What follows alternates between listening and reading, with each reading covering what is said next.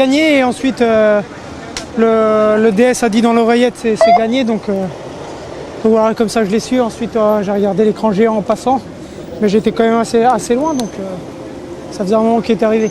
Il est venu sur ce tour avec d'immenses ambitions. Tim, ça n'a pas marché la première fois. Tu le sentais très motivé ce matin? Ouais, c'est sûr, il est toujours motivé, Tim. Même après le premier sprint où il n'a pas gagné, il était vraiment pas déçu, pas abattu. Et aujourd'hui, il est encore très motivé, très concentré ce matin dans le bus. Voilà, après, c'est un des meilleurs sprinteurs du monde, donc il était venu pour au moins une victoire. Maintenant, il y aura une autre occasion demain, mais je pense qu'il a rempli sa part du contrat. Même sans Bert, c'est aussi quelque chose à souligner. Ouais, c'est sûr. Avec Bert, ils ont une grande complicité. C'est des grands amis même dans la vie, donc je pense que ça a été aussi difficile pour lui hier de perdre Bert.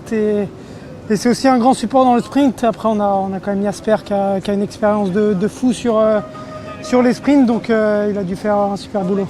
On sait que la concurrence est rude entre les sprinteurs. Est-ce que c'est un soulagement déjà pour vous de remporter une étape sur le Tour de France? Ça s'est fait, on va dire. Ouais, c'est sûr, c'est toujours difficile de remporter une étape sur le Tour de France. On peut voir les équipes qui gagnent chaque année, c'est que des grandes équipes. Donc voilà, remporter une étape sur le Tour de France, c'est déjà réussir son Tour de France. Après, il y aura d'autres occasions et on va essayer d'aller chercher plus. Tu nous as dit que tu t'étais reposé sur le Tourmalet. Est-ce que c'est plus reposant de ramener tous les bidons comme tu l'as fait aujourd'hui? Ouais, c'est un effort différent. Mais voilà, des jours comme aujourd'hui, je sais que le EDS pourrait me dire fais rien du tout, mais j'ai aussi envie de participer à l'effort collectif et de faire des trucs pour le collectif, comme ils peuvent me le rendre sur les étapes de montagne. Donc voilà, ça coûte un peu d'énergie, c'est sûr, mais c'est pas grand chose. Cette victoire en fait débloque l'équipe. Il n'y a plus de pression maintenant. Tu vas pouvoir faire ce que tu veux. Ouais, c'est sûr. Après, on ne sentait pas vraiment une pression sur ce début de ce tour. On savait qu'avec Tim, il y avait quand même des grandes chances de victoire. Et si on faisait les choses bien, on s'appliquait, ça allait arriver. Donc il n'y avait pas vraiment de pression. Après, c'est sûr que maintenant, même les étapes de sprint, on va les courir un peu plus détendues. Ouais. Et avec deux coureurs devant et ils n'ont jamais eu plus d'une minute, autour d'une minute, comment t'expliques que maintenant l'équipe de sprinters vous laissiez plus de champ à ces échappées-là?